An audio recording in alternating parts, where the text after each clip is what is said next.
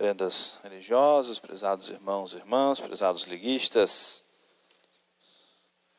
A liturgia desta quinta-feira, na primeira leitura no livro do profeta Daniel, nos ensina, nos convida a nós termos uma grande confiança no Senhor. Durante essa Semana da Paixão, e depois da Semana Santa, de modo especial, de modo muito forte nessa primeira semana, a liturgia da igreja vai colocando as passagens do Evangelho numa ordem cronológica no tempo que ela aconteceu.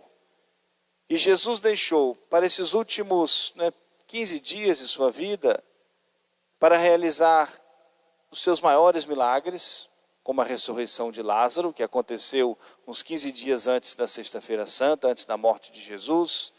Jesus deixou muitas provas da sua divindade, pelos seus milagres e pelo perdão dos pecados, para os últimos dias. De maneira que isso ficasse muito gravado, como testemunho no meio do povo.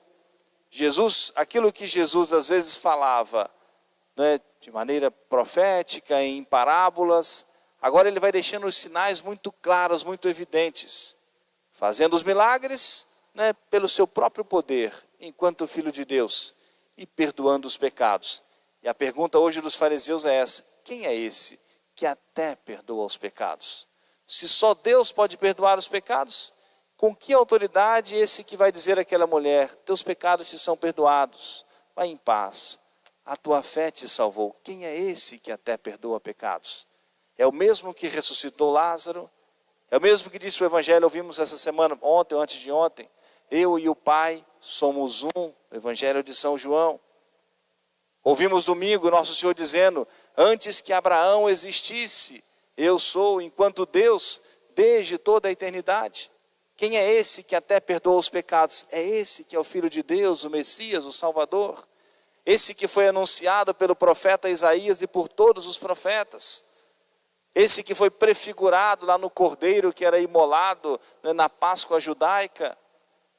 Esse que vai oferecer o sacrifício da sua vida e que lá atrás, quando o povo estava na escravidão do Egito, quando Deus mandou que Moisés desse a ordem ao povo de sacrificar o cordeiro, tingir os umbrais da porta com o sangue do cordeiro, e quando passasse o anjo exterminador e visse os umbrais, as portas das casas dos judeus manchadas com o sangue do cordeiro, ali não houve a morte, ali não houve a condenação, mas o perdão, a misericórdia. E tudo isso era a figura de nosso Senhor, que vai oferecer o sacrifício da sua própria vida, também para nos libertar da morte e da condenação. Então quem é esse que até perdoa os pecados? É esse Jesus, o Filho de Deus. E Jesus queria deixar nesses últimos dias essas grandes provas da sua divindade.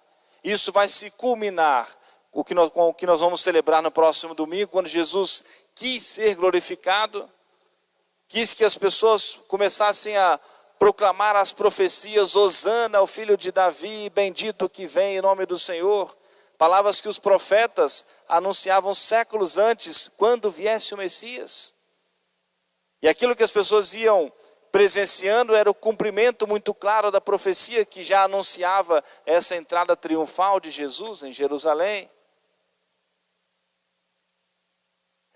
Quem é esse que até perdoa os pecados? É aquele que vai dizer lá diante de Pilatos: tu dizes, eu sou rei, eu para isto nasci e para isto vim ao mundo, a fim de dar testemunho da verdade. É esse que perdoa os pecados, o Filho de Deus, que se fez homem pela nossa salvação.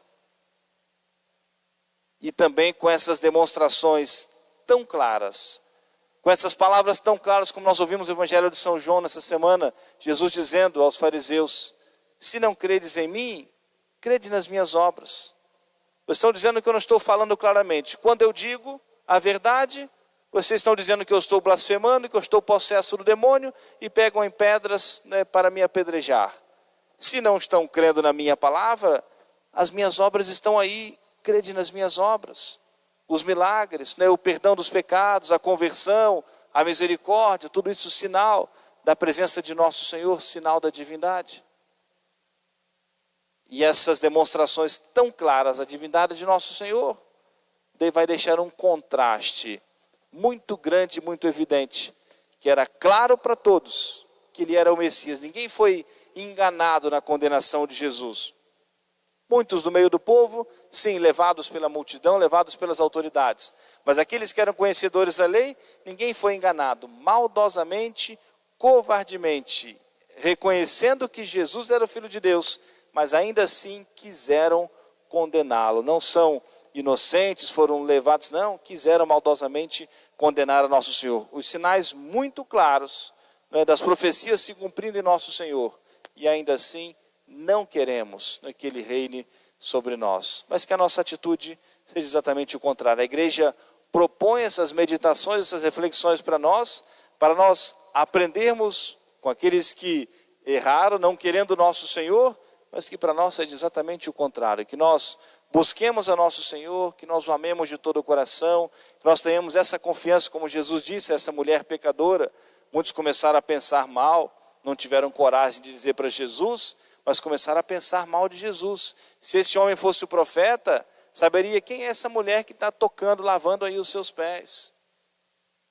E Jesus vai dar um exemplo, contar uma história, uma parábola, e vai dizer, muito lhe foi perdoado, porque muito amou. Merece o perdão de Deus, merece um grande perdão, porque é um coração que mesmo tendo pecado gravemente, passado a sua vida no pecado, mas um coração que agora ama a Deus. E Deus não quer a morte do pecador, mas que ele se converta e viva. Eu termino com as palavras do profeta Daniel, belíssimas, uma oração belíssima de confiança, para nós rezarmos também diante do Senhor. E assim diz, né, inspirado, né, por Deus, o profeta Daniel.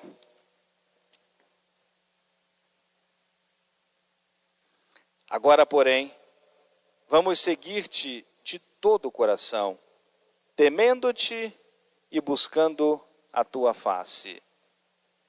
Não nos deixe desiludidos, mas trata-nos segundo a tua mansidão e segundo a tua imensa misericórdia. E um pouquinho antes, né, mostra o quanto nós podemos confiar em nosso Senhor.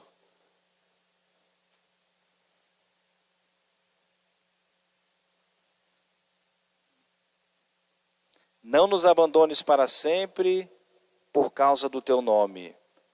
Aos patriarcas disseste que multiplicarias a sua descendência como as estrelas no céu. Estamos reduzidos mais que todas as nações, humilhados na terra inteira por causa dos nossos pecados.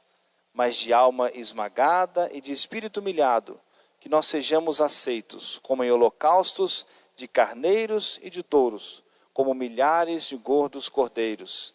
Seja este o sacrifício na tua presença, hoje, e leva à perfeição os que te seguem, pois, para os que confiam em ti, não há desilusão. Quanto é bonito nós pararmos e refletirmos nisso.